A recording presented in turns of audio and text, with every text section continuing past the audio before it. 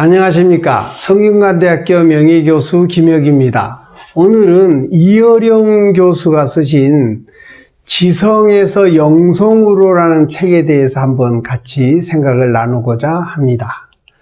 우선 먼저 책 소개를 좀 드리면요. 여러분도 잘 아시겠지만 그 이어령 교수님은 아주 우리나라의 그 지성인으로서 아주 최고봉에 이르신 분이라고 말씀드릴 수가 있겠죠. 그죠? 1934년에 충남 온양에서 출생하시고요. 이화여대 교수를 역임하시고 초대 문화부 장관, 그런 아주 그 화려한 경력을 가지고 지금도 아주 활발하게 활동을 하시는 걸로 알고 있습니다. 이 지성에서 영성으로라는 책은 본인이 그 무신론자에서 그 영성, 신을 믿게 되기까지의 2004년에서 2007년의 그 기록을 책으로 남긴 겁니다. 전체적인 구성은 이제 먼저 그 머릿말과 1부에서 5부로 되어 있고요. 그 제4부는 지금은 고인이 되셨지만 이어령 교수님의 따님이신 이민아 목사님까지 되셨죠. 예, 간증이 실려 있습니다. 자, 우선 제일 먼저 나오는 게 어느 무신론자의 기도라는 그런 제목으로 이제 나오는 게 있는데요. 이제 2004년에 이 교수님께서 일본 교토의 이제 교환 교수, 연구 교수로 이제 연구소 생활을 하실 적에 이 쌀 한 자로 이제 저녁에 이렇게 쌀을 메고 오는데 매우 무거우셨던가 봐요. 그래서 이 쌀 한 자루의 무게와 영혼이라는 거, 우리 인간의 그 영혼의 한 자루 무게, 이 영혼 한 자루 무게는 1온스 정도라고 그랬네요. 저도 이 책에서 알았는데, 라면 한 젓가락 정도밖에 안 된답니다.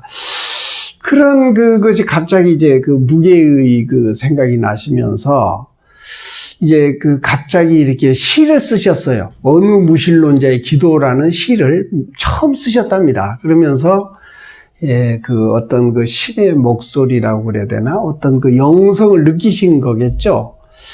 그 다음에 이제 방에 물건 같은 것이 많이 있을수록 자신이 쉴 빈자리는 많이 사라지게 된다는 어떤 평범한 상식을 깨달았다든가, 그 다음에 방을 빛과 향기와 공기처럼 눈에 보이지 않는 영혼으로 가득 채울 수 있다면 하는 어떤 생각의 기도. 우리도 이제 조용한 밤 같은 때 평소에 생각하지 않았던 그런 생각을 할 때가 있지 않습니까? 어떤 영혼이라든가 어떤 그런 아주 신비스러운 뭔가 맑고 고요한 그런 이제 마음에서 이런 기도를 하면서 빛이라든가 향기라든가 공기, 영혼의 무게는 그냥 가벼운 것이 아니라 이게 하늘로 상승하는 어떤 그런 기운이 있지 않느냐, 이제 그런 생각을 하셨습니다.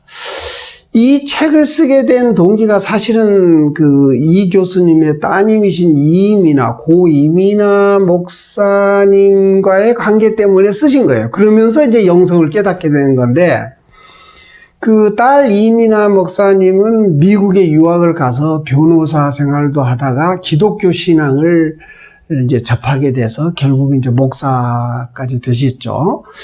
그래 이제 갑상선 암으로 수술을 해서 2차례 재발을 했던가, 아주 우리 세속적인 삶으로 보면 그렇게 행복했다기보다는 아주 고난이 많은 그런 삶을 사셨어요.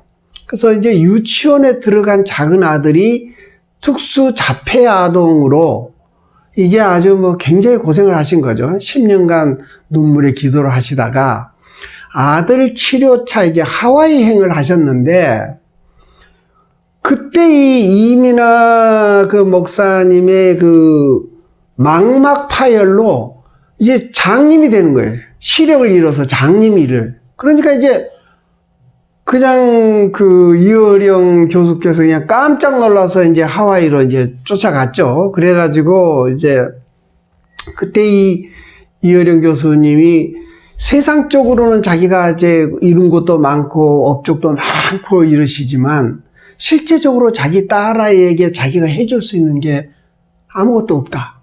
그걸 깨달으신 거예요. 그러면서 만일에 이 딸아이의 실명되지 않고 낳게 된다면 자신의 삶을 주님께 바치겠다라는 이제 교회라든가 아직 믿지 않는데도 그런 어떤 맹세, 서원을 하죠.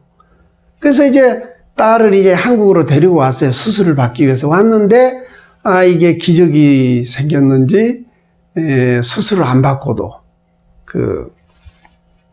눈이 이제 다시 실명이 해결이 됐습니다. 시력이 회복이 됐고, 그 아들 병도 완쾌되는 그런 일이 벌어졌죠. 그래서 이제 하이라이트는 2007년 어느 새벽입니다. 이게 이제 자신의 딸 이민아 목사가 내일이면 미국 간다고 하는데 그 미국 가기 전날 새벽에 이제 새벽 기도, 교회에 새벽 기도를 드리러 가는 딸이 이제 대문에서 아빠하고 자신을 그는 이렇게 싹 보는데 그 눈길이 이 교수님이 이제 딸을 처음 낳았을 때의 보았던 그 천사 같은 그 눈동자라는 거죠. 그리고 그 딸이 그냥 참 세상으로는 고난 속에 있지만 파랗게 달아오르고 행복에 겨운 그런 모습을 보니까 갑자기 자기도 모르게 그 딸아이한테 나 세례 받는다고 해. 목사님께 말해라고 본인도 모르게 소리를 쳤다는 거죠.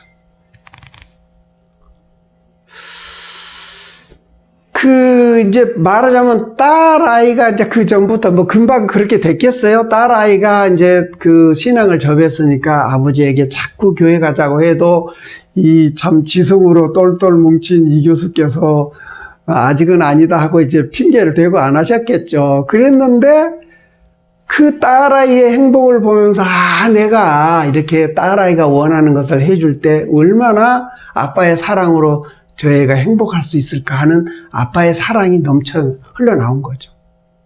그러면서 딸의 눈에 맺힌 그 아침 이슬, 그것을 자기가 보고 또 딸아이가 받는 그 햇빛초 자신도 받는다라는 그 마음, 뭔가 이렇게 이제 우리가 그걸 공감이라고도 할 수 있고 자기가 지극히 사랑하는 대상과 이렇게 같은 공간에서 같이 생각하고 뭔가를 할 수 있다는 어떤 충만함을 자기가 느꼈다는 거죠.